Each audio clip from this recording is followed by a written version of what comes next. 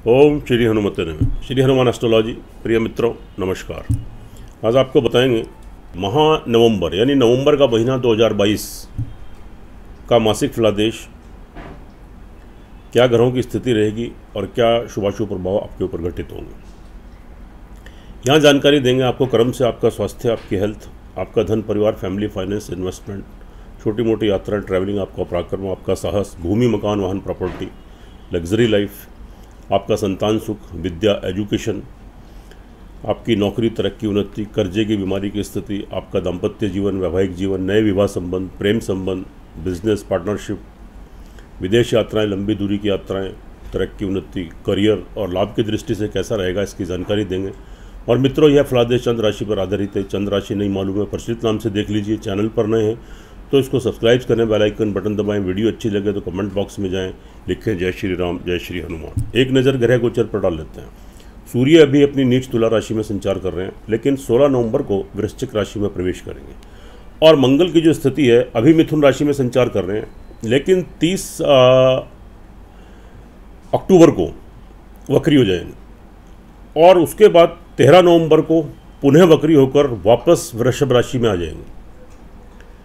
तो यह मंगल की स्थिति रहेगी। बुध आपके तुला राशि में संचार कर रहे हैं, 13 नवंबर को वृश्चिक राशि में प्रवेश करेंगे। गुरु आपके मीन राशि में वक्री अवस्था में संचार कर रहे हैं, लेकिन 23 नवंबर को मार्गी हो जाएंगे अपनी मीन राशि में, स्वग्रही राशि में। शुक्र आपके अपने स्वग्रही तुला राशि में मालव्य नाम का योग बनाकर चल रहे हैं, लेकिन 11 नवंबर को वृश्चिक राशि में प्रवेश करेंगे। शनि मार्गी होकर मकर राशि में संचार कर रहे हैं। राहु आपके वक्री अवस्था में मेष राशि में और केतु आपके वक्री अवस्था में तुला राशि में। यह आपके ग्रह गोचर की स्थिति। देखिए मित्रों, इस वीडियो में हम चर्चा करेंगे मीन राशि वाले जातकों के लिए नवंबर यानी नवंबर का महीना 2022 कैसा रहेगा, क्या ग्रहों के शुभाशुभ प्रभाव घटित होंगे, इसकी आपको जानकारी देंगे। सबसे पहले स्वास्थ्य की दृष्टि से यहाँ पर एक बहुत अच्छी स्थिति है कि यहाँ पर देवगुरु बृहस्पति हंस नाम का योग बनाकर बैठे हुए हैं। बहुत शुभ स्थिति है। आपका शारीरिक मानसिक संतुलन बिल्कुल ठीक रहने वाला है और आपकी कार्य करने की शैली, आपकी कार्य करने की अक्षमता, आपकी व्हील पावर, इच्छा शक्ति दृढ़ होगी। बॉडी लैंग्वेज निखर कर उभर कर सामने आएगी। पर्सनैलिटी का डेवलपमेंट होगा। आध्यात्मिकता का भाव जागेगा। जो भी भगवान की पूजा पाठ, चैरिटी, धर्म कर्म आप करेंगे उसमें निश्चित रूप से आपको शुभ फलों की प्राप्ति होगी। भगवान की ब्लेसिंग, आशीर्वाद मिलेगा और आपको आत्मिक शांति यहाँ पर आप बिल्कुल प्राप्त करेंगे, महसूस करेंगे। उसके बाद हम परिवार की बात कर लेते हैं। तो यहाँ पर परिवार की दृष्टि से जो स्थिति आपकी बन रही है, यह स्थिति देखिएगा अभी तो स्थिति बहुत ज़्यादा अनुकूल नहीं है, लेकिन 13 तारीख के बाद मंगल जब वक्री होकर आपके 3rd हाउस में आएंगे तो थोड़ी स्थिति सामान्य बनेगी। फिर भी परिवार, थोड़ा ध्यान दीजिए, परिवार के बीच में कोई मतभेद, डिफरेंसेस, कोई वाद विवाद की स्थिति उत्पन्न हो सकती है। परिवार वालों की तरफ से कोई नुकसान आपको हो सकता है, आपकी बात खराब हो सकती है। कोई लड़ाई झगड़ा, मतभेद, अगर वाद विवाद की स्थिति वहाँ पर उत्पन्न हो तो आपको मेरी सलाह है वाणी के ऊपर कंट्रोल करें, अपनी लैंग्वेज ठीक रखें, बोलचाल ठीक रखें, व्यर्थ के आर्ग्यूमेंट मत करें, लूज टॉक मत करें, नहीं तो आपकी बात खराब हो सकती है। भविष्य के लिए कोई फिलहाल निवेश मत करें, नहीं तो आपकी बजाय नुकसान होगा। जमा धन कोष में कमी आ सकती है। परिवार वालों के पीछे कोई पैसा खर्चा हो सकता है, तो थोड़ा ध्यान दीजिए, थोड़ा शांति बरतिए। लेकिन 13 तारीख के बाद सेल्फ कॉन्फिडेंस आपका बढ़ेगा। अचानक से आपके आत्मविश्वास में वृद्धि होगी। जो नकारात्मक सोच आपके अंदर चल रही थी, सकारात्मक सोच में तो आपके तब्दील हो जाएगी। छोटी मोटी यात्राएं, ट्रैवलिंग करते हैं, नए कम्युनिकेशन बनेंगे, नए संबंध बनेंगे। आपके छोटे भाई बहन, आपके मित्र वर्ग, आपके पड़ोसी, वेल विशर, मिलने जुलने वाले लोग, उनका लाभ, बेनिफिट, सहयोग मिलेगा। नए संबंध उनसे स्थापित होंगे। अच्छी स्थिति है। भूमि, मकान, वाहन, प्रॉपर्टी की दृष्टि से 13 तारीख के बाद स्थिति ठीक बनेगी। 13 तारीख के बाद कोई लाभ गेन करेंगे, योजना बनाने में सफलता मिलेगी। उससे पहले थोड़ी सावधानी बरती, जल्दबाजी में कोई निर्णय मत लें। शुभ तिथि और शुभ मुहूर्त में इस कार्यों को करें। अपनी माताजी की हेल्थ का ध्यान रखें। सुख संसाधनों में कमी आ सकती है। समय समय पर घर में अशांति का माहौल भी क्रिएट हो सकता है, तो थोड़ा संयम बरतें, शांति बरतें। संतान पक्ष को लेकर कोई खुशखबरी, कोई गुड न्यूज़ मिलेगी। संतान के विवाह शादी के संबंध बन सकते हैं। आपकी संतान तरक्की उन्नति करेगी। विद्यार्थी वर्ग के लिए भी सेम स्थिति, जितनी मेहनत, जितना प्रयास करेंगे उसके अकॉर्डिंग सफलता जरूर मिलेगी। तरक्की उन्नति में थोड़ी बाधाएं क्रिएट हो सकती हैं। नई नौकरी लगने में प्रॉब्लम आ सकती है। पहले से आप कहीं कार्यरत हैं तो तरक्की उन्नति में बाधा आएंगी। कोई शत्रु पक्ष आपके ऊपर हावी हो सकता है, आपको नीचा दिखाने की कोशिश कर सकता है, आपका नाम खराब कर सकता है, आपकी बात खराब कर सकता है। जिसके ऊपर बहुत विश्वास कर सकते हैं तो आप करते हैं, पीछे से आपको धोखा मिलने की संभावना रहेगी, वह आपका नाम खराब करने की कोशिश करेगा। सावधानी बरतें। कोई कर्जे की बीमारी की स्थिति से भी आप जूझ सकते हैं, तो थोड़ा ध्यान दीजिए, सावधानी बरतिए। दाम्पत्य जीवन की बात करें तो यहाँ पर 13 तारीख के बाद स्थिति आपके अनुकूल बनेगी। 13 तारीख तक तो स्थिति आपके अनुकूल नहीं है, प्रतिकूल चल रही है।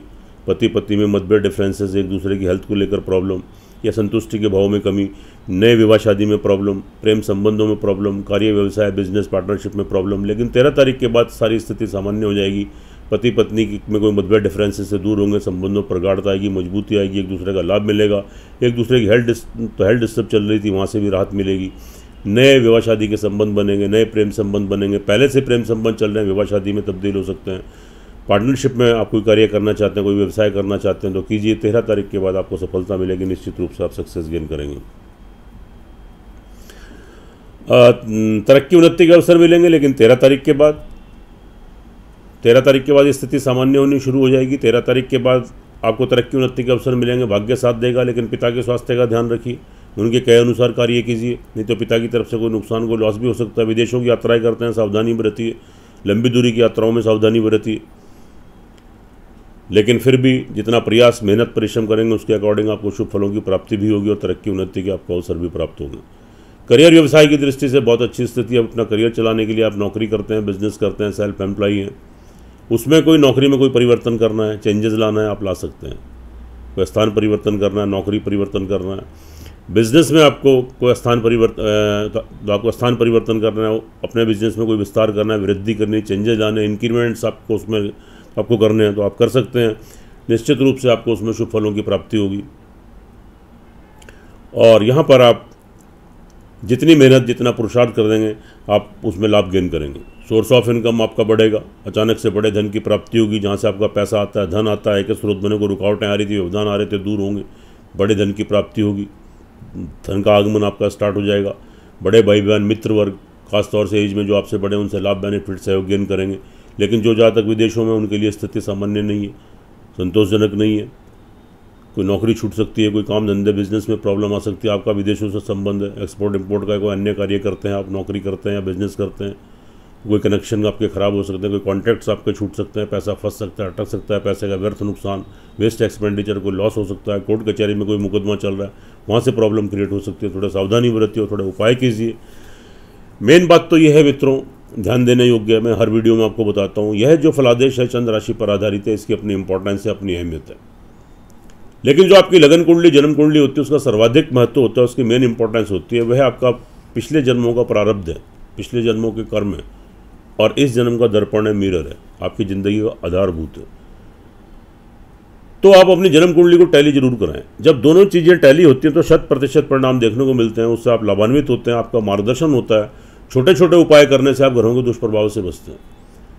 अगर मीन राशि वाले जातकों की लगन कुंडली, जन्म कुंडली के अंदर किसी भी ग्रह की दशा अंतरदशा आपके अनुकूल, आपके पक्ष में चल रही है, तब आप निश्चित मानिए यह जो माह आपके लिए तरक्कीदायक, उन्नतिदायक और लाभदायक सिद्ध होगा, नवंबर का महीना।